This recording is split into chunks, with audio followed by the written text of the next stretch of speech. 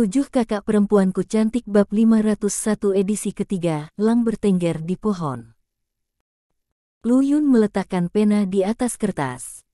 Di atas kertas gambar pucat, garis mengalir seketika, dari atas ke bawah, dari kiri ke kanan, elang dan cabang terbentuk hampir seketika.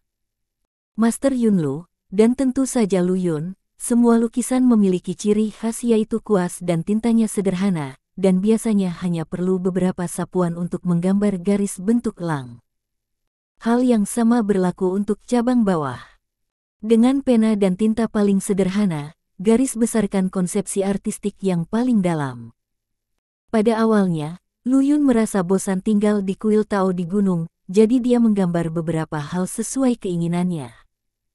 Ini seperti ketika seseorang mudah tersinggung saat belajar, dia akan mengambil pensil dan mencoret-coret kertas konsep, dia tidak perlu memikirkannya sama sekali, dan kecepatannya secara alami sangat cepat.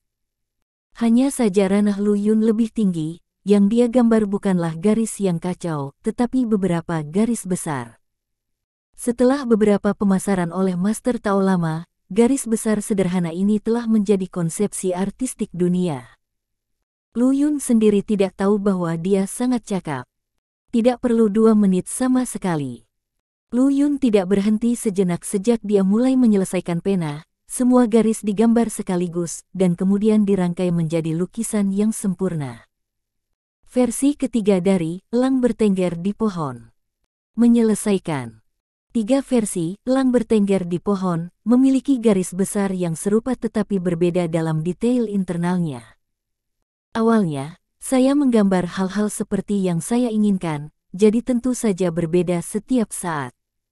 Tapi tidak peduli bagaimana garis internal berubah, selama orang yang cerdas melihatnya, dia akan tahu bahwa ini adalah Elang Bertengger di Pohon dan pasti ditulis oleh Guru Yunlu. Semua orang di sekitar benar-benar gila. Banyak orang bahkan tidak menyadari apa yang sedang terjadi. Sedetik yang lalu, dia sangat menghina Lu Yun, berpikir bahwa orang ini sudah gila, tetapi detik berikutnya, dia membuka mulutnya tanpa sadar, tenggorokannya seperti tercekik dan dia tidak bisa mengeluarkan suara. Ada keheningan yang mati.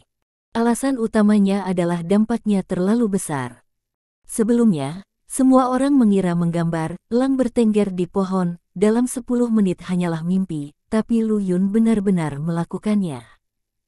Tidak hanya digambar. Dan butuh waktu kurang dari 2 menit untuk menggambarnya. Poin lainnya adalah, di bawah lukisan Lu Yun, di stand di sebelah pria ceroboh itu, adalah Elang Bertengger di Pohon yang dilukis oleh pria ceroboh itu. Bandingkan keduanya. Elang Bertengger di Pohon, pria ceroboh, dalam hal struktur grafis, sebenarnya sama dengan versi kedua, Elang Bertengger di Pohon, yang awalnya dilelang oleh Lu Yun di Dongzeng untuk melampiaskan amarahnya pada Liu Yaner. Versi koreksi yang ditunjukkan oleh Xing Xing lebih mirip.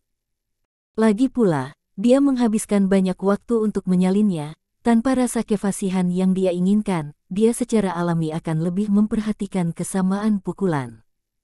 Namun yang harus diketahui, karya-karya Master Yunlu tidak pernah berdasarkan bentuk, melainkan makna. Ketika tadi tidak ada perbandingan, semua orang merasa bahwa gambar pria ceroboh itu sudah sangat artistik, tetapi sekarang ada perbandingan, mereka tahu apa bedanya. Sama seperti wanita cantik dengan skor keseluruhan 85 poin, berjalan di jalan jelas merupakan eksistensi yang menarik. Tapi jika tiba-tiba, salah satu dari 7 saudara perempuan Lu Yun berjalan melewati gadis cantik berusia 85 tahun ini, tidak ada keraguan bahwa mata semua orang akan mengikuti. Ketika saya melihat kembali keindahan 85 poin itu lagi, saya akan merasa bahwa itu tidak lebih dari itu. Perbandingan yang sangat brutal.